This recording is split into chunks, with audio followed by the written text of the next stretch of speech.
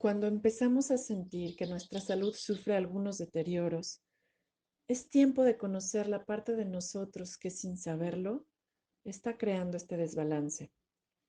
Es importante reconocer que los pensamientos, emociones, actitudes y formas de relacionarlos influyen en nuestra salud.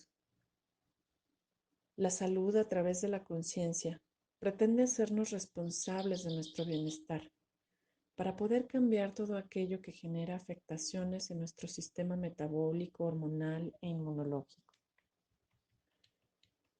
Si estás dispuesto a mejorar tu condición de salud, hemos creado una serie de lecciones que te ofrecen sencillas pautas y técnicas para comprender lo que implica el trabajo interior, mismo que te invita a hacer mejoras de aspectos de ti que ni siquiera imaginabas que constituirían la base de tus desequilibrios.